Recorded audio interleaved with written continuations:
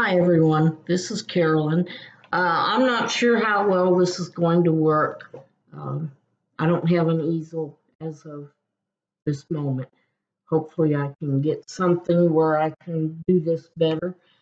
Um, Today, I wanted to talk about a skill that we all need to have in life, which is communication. And that good communication is the key to success. Talking, of course, we all know about talking. That's not the only thing to communication. Uh, Something that's more important than talking is listening. My mother told me we have 2 ears and one mouth because it's more important to hear and listen than it is to spout out our opinions. Our opinions need to be heard, but we also need to listen. The Bible discusses listening too in James, book of James in the New Testament, James 1:19. Uh, James talks about the importance of hearing. Uh, Let me find it. My dearly beloved brethren, understand this. Everyone must be quick to hear, slow to speak, and slow to anger. Also, I don't know,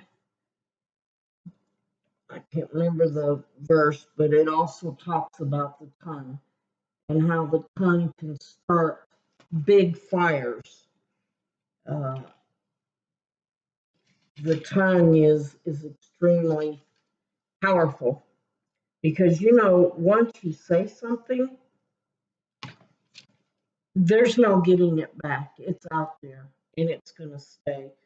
I heard a story um, about a farmer who, whenever his son said something bad or bullied someone, did something mean or wrong, he would take him out and have him hammer a nail into a fence post.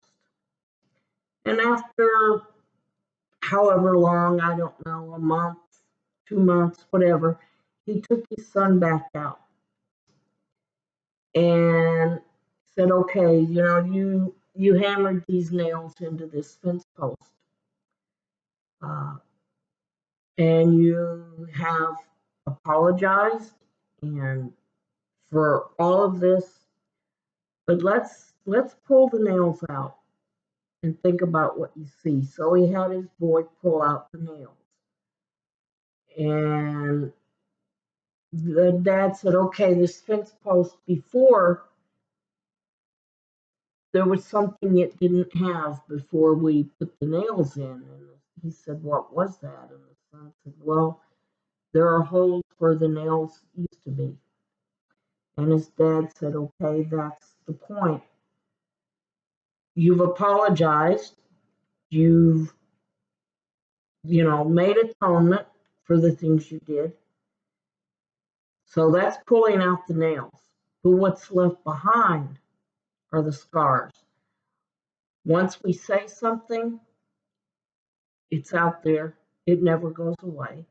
And we can apologize and be forgiven.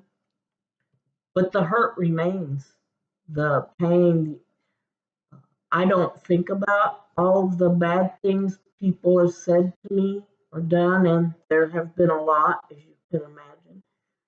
But sometimes something will trigger a memory, and I will remember the hurt and the fear and the pain, even though I've forgiven the person. So we need to remember words hurt, words destroy. Uh, it just is not. The Bible talks about how the tongue is like the rudder of a ship or the reins in a horse's mouth. It can lead it can lead you to places you don't want to be. It says how great a fire is set by the tongue. So our mouths can cause a lot of trouble.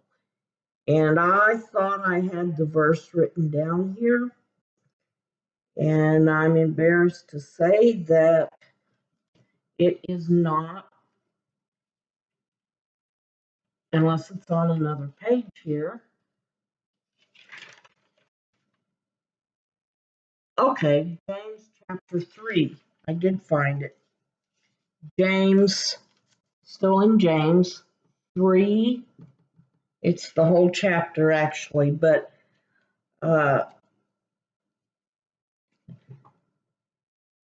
when we put bits into the mouths of horses to make them obey us, we guide the whole animal. Consider ships, though very large and driven by fierce winds, they are guided by a very small rudder, wherever the will of the pilot directs. So too, though the tongue is a small part of the body, it boasts great things. Consider how large a forest a small fire ignites. Consider that the tongue is a fire. The tongue, a world of unrighteousness, is placed among the parts of our bodies.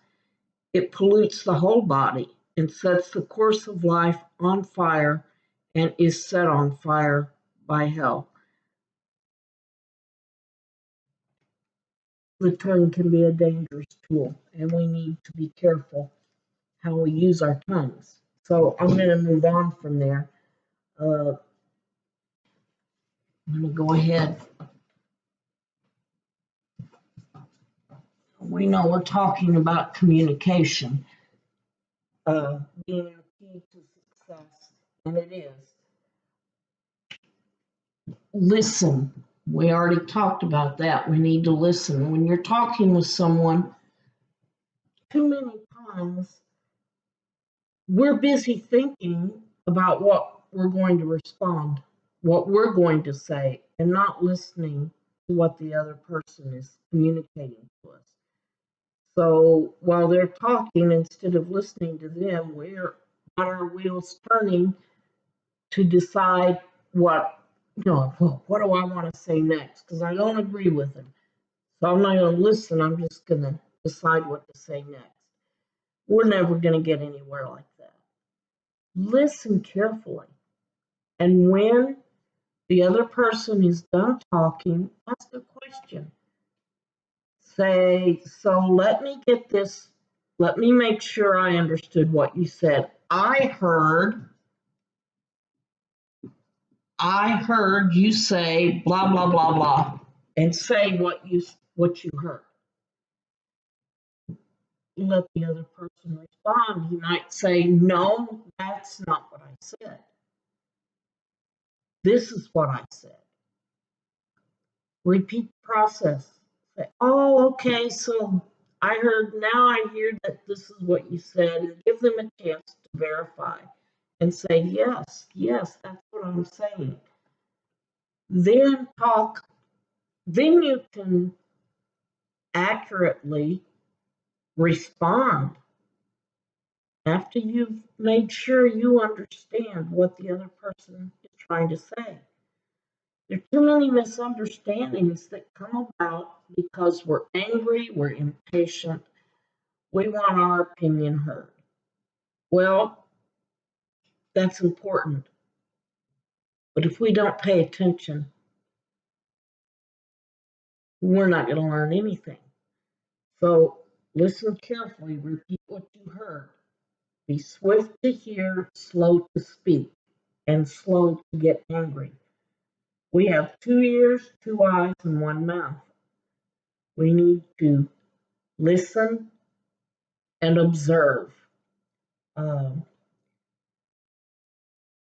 Besides listening and talking, body language is a big part of communication. You can look at the other person's posture. Are their arms crossed? Do they seem relaxed? Uh, the eyes, you can tell a lot by someone's eyes. There's a saying that our eyes are the windows to our soul. And I believe that. You can see. I remember one time I was trying to hide it. I got really angry with my then fiance, and because he told me, well, we met at church, and he said, well, we were getting ready to leave, and I have to wait a minute because I brought uh, a woman with me. I didn't realize I was showing anger because, of course, who wouldn't be upset if the man you were going to marry had brought another woman to your date and came to find out she was like an 80-some-year-old friend of his family's. And he said, you should have seen the look on your face. Well, um, yeah, so our face can tell a lot. Um, don't yell. If you're talking, don't yell. Yelling does not help. How do you feel when someone's screaming at you? Do you want to listen to what they have to say? Well, I don't. Um, and it's so easy to get drawn into that yelling. Um, and if you're in an abusive situation, yeah, maybe he screams at you a lot. It's probably the case. But if you don't scream back, uh, just listen, which is hard to do. Sometimes we're called on to be better than the other person. May not seem fair, but hey, life isn't fair. Life is hard, life is difficult. So it's really important that you don't yell back. Um, After I left my husband for the last time, I don't even know why we were in the truck together. We were talking outside the library. I remember that. And he was yelling and screaming. He was angry because he had to pay child support. And he wanted me to tell them to stop it, to stop, tell them I didn't want child support. And he said, well, we'll use the money for this or that. And I said no, and he was screaming and yelling, and I just sat there and looked at him. And I didn't raise my voice, I didn't yell. And then he got so exasperated and he said, you're just doing this to make me look bad. Why don't you yell and scream at me? You're just trying to make me look bad. Well, for one, there's no one there to see it except God. So, guilty conscience on his part, I guess. Uh, he didn't get his way, but he had no place to go. And was I scared? Yeah, I was in the cab of the truck along with him. I was scared. I don't even know why we were there together.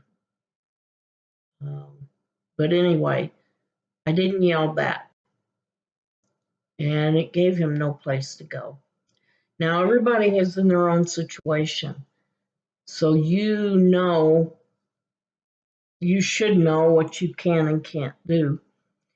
Um, a lot of you that are listening, hopefully you're survivors, you're victors, you're trying to learn how to keep going, how to heal from having been in that situation. But some of you may still be in that situation. You need to get help. And these are just guidelines that I'm giving. You know your situation better than anybody. So please just do what you need to do to keep yourself safe. Another thing, don't place blame. Don't start your sentences with, well, you did this or you did that, because that is placing blame. You're blaming them. They see it as you're blaming them for all the problems. Don't start your sentences with you. Okay, you did this, you did that. Don't do that, because that will probably just infuriate them. Stick to the subject at hand.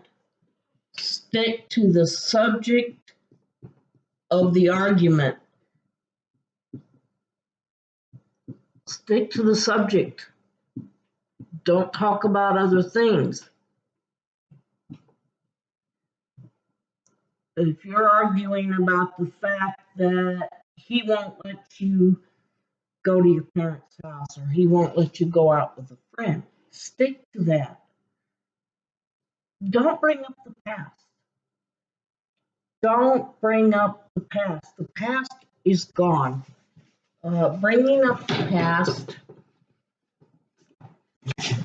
and there went my board. Sorry about that. I'm working hard at this, believe me.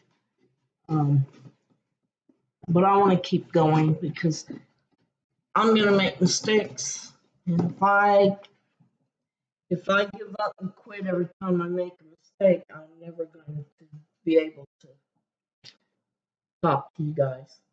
So, the past. Don't bring up the past. Don't bring up the past. That is very important. The past is over. It's gone. It's done. Bringing it up is not going to help anything. How do we feel if we're talking with someone and all of a sudden they bring up something I did in the past that hurt them or that was down? How does that help at all? It doesn't. It doesn't help. The past is gone. We can't change the past. Now we can learn from it, hopefully, but nothing we say or do now will change it.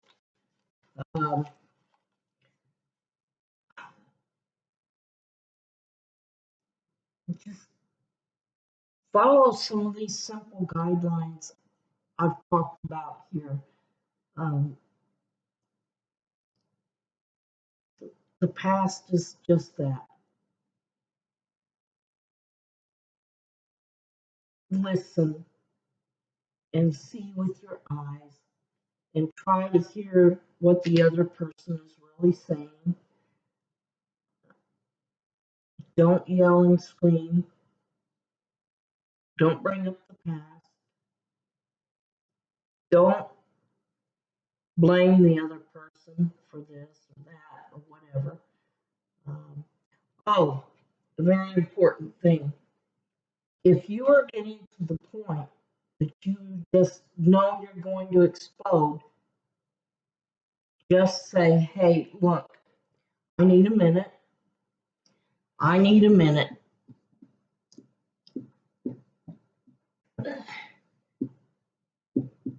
And say, I'm just going to let me step out for a minute to catch my breath so I can come back and listen and really hear what you have to say.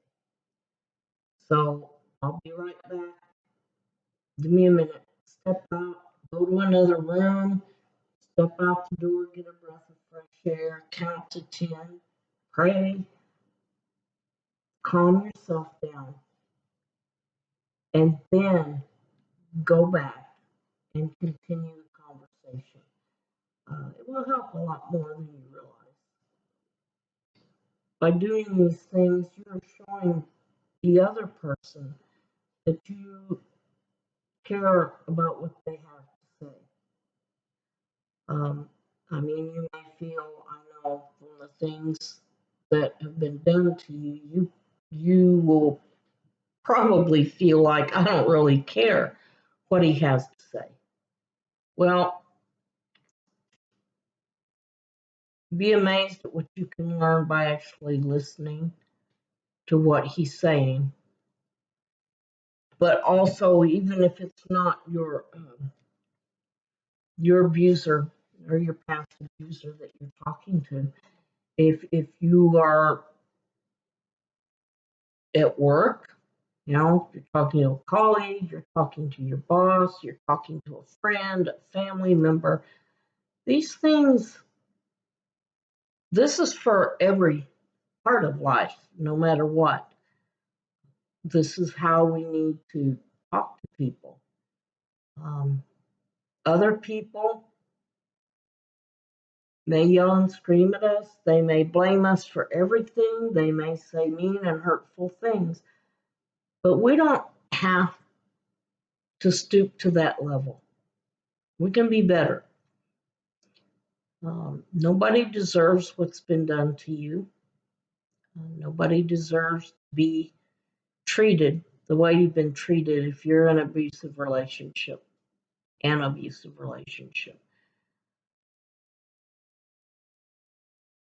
But you can get over that only by healing yourself from the inside. You can't change him. You can't change other people. You can't make them get better. If they don't see that they have a problem, they're going to blame you. It's all your fault because, of course, they've done nothing wrong. So I really hope that this talk has helped a little bit. And I do apologize for the board, but I really wanted to use it. It helps me because I love using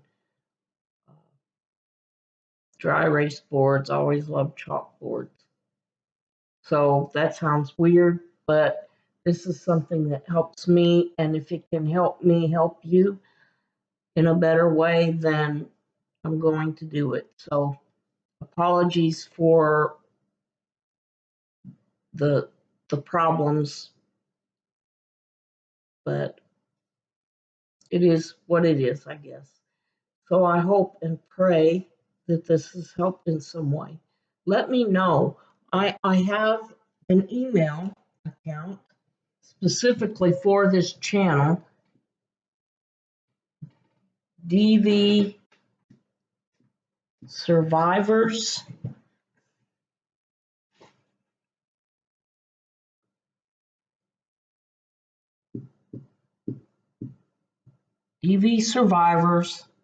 dot victim to Victor